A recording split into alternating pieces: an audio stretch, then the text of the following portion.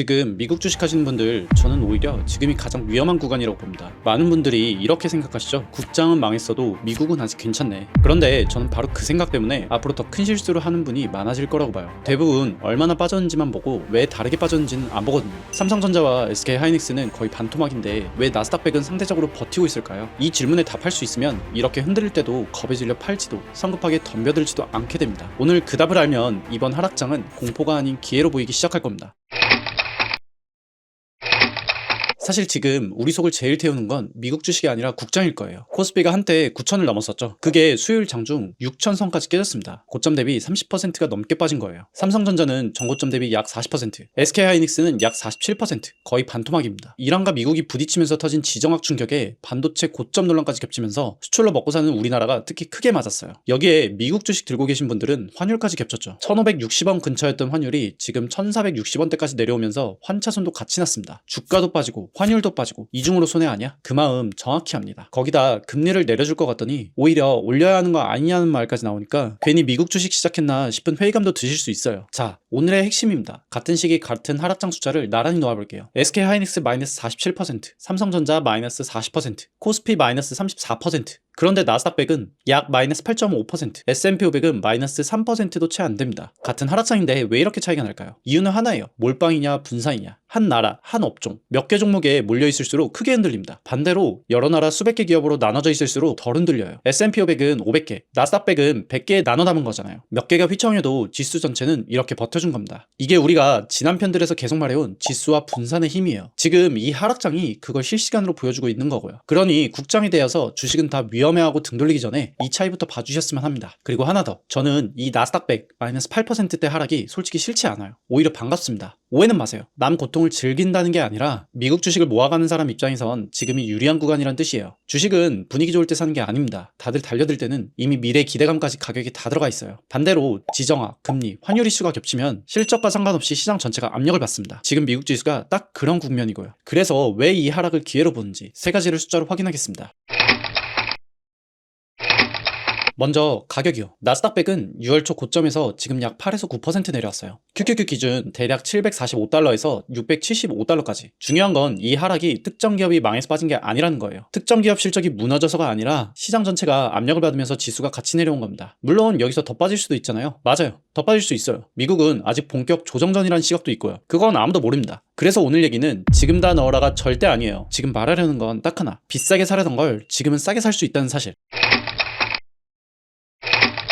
두 번째, 환율. 이게 오늘 제일 중요한 부분이에요. 최근 한 달 사이 원화가 약 5.5% 강해졌어요. 1560원 근처였던 게 지금 1460원대. 이미 달러 자산 든 분들께는 환차손으로 보이죠. 단기적으로는 맞아요. 그런데요, 안 팔면 그건 확정된 손실이 아닙니다. 우리가 미국 주식을 한두 달 하고 말 게 아니잖아요. 환율은 길게 보면 지나간 변수 중 하나예요. 그리고 지금부터 새로 모아가는 분들한텐 환율이 내려온 게 오히려 기회예요. 같은 원화로 달러를 더 많이 살 수 있으니까요. 숫자로 보여드릴게요. 계산 기준부터 말씀드릴게요. 매달 100만원 적립, 수수료 세금 뺀 단순 계산이에요. 정확값이 아니라 이해를 돕는 근사값입니다. 6월엔 QQQ 745달러, 환율 1560원. 100만원이면 0.86주였어요. 지금은 675달러, 1460원. 한 주가 넘어갑니다. 같은 100만원인데 수량으로 약 18% 더 담겨요. 주가도 환율도 내려오면서 두 번 내려간 셈이죠. 이게 지금 하락의 진짜 의미예요. 무서운 폭락이 아니라 수량을 늘릴 수 있는 기회.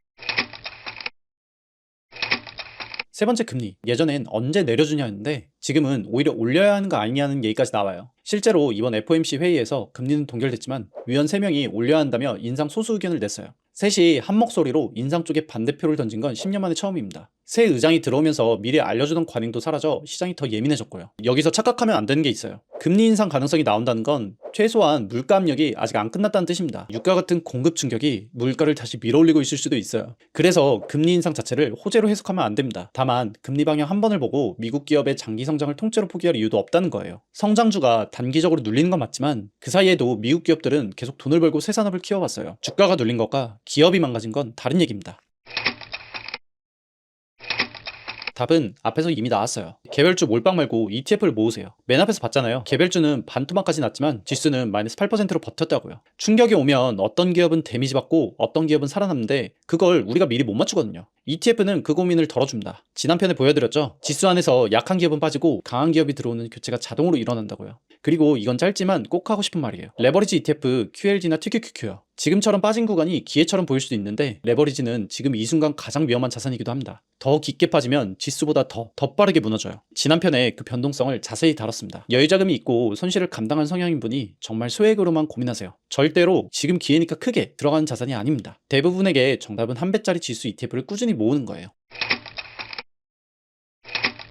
그럼 지금이 바닥인가요? 이거 댓글로 참 많이 물어보시는데요. 근데 그거 아무도 몰라요. 마취를 하실 필요도 없어요. 마이너스 8%에서 살까 마이너스 15%에서 살까 고민하는 사이 시장은 언제든 다시 후 올라가 버릴 수도 있거든요. 완벽한 바닥 매수가 결과를 만드는 게 아니에요. 몇 년 뒤 통장은 흔들려도 매달 지킨 매수 규칙에서 만들어집니다. 복리는 타이밍보다 반복이에요. 그러니 한 번에 큰돈 밀어넣지 마세요. 용기 생겨 목돈 확 넣었다가 더 빠지면 규칙 자체를 포기하게 돼요. 그것보다 자동 적립 금액을 조금 높여두는 게 낫습니다. 자동 매수 켜두고 나는 내 하루하루에 집중하는 거예요. 현금이 부족하다고요? 무리해서 넣지 마세요. 현생에 집중하면서 현금을 더 모으는 것도 훌륭한 전략입니다. 지정학 같은 외부 충격은 아무도 못 맞춰요. 예측하려 말고 나눠서 규칙대로. 오늘 이거 하나만 제대로 기억하세요. 시장이 불편할수록 가격을 맞추려 하지 말고 내 매수 규칙을 지키세요. 더 빠질 수도 빨리 반등할 수도 있어요. 그건 우리가 못 정합니다. 우리가 정할 수 있는 건 딱 세 가지. 매달 얼마를, 어떤 지수를, 얼마나 오래, 몇 년 뒤 결과를 만드는 건 완벽한 바닥이 아니라 흔들리는 구간에서도 계속 쌓아둔 수량입니다. 결국 이번 하락장도 우리에게 같은 답을 보여주고 있습니다. 시장을 예측하는 게 아니라 시스템을 유지하는 겁니다. 지금까지 여의도 아빠였습니다.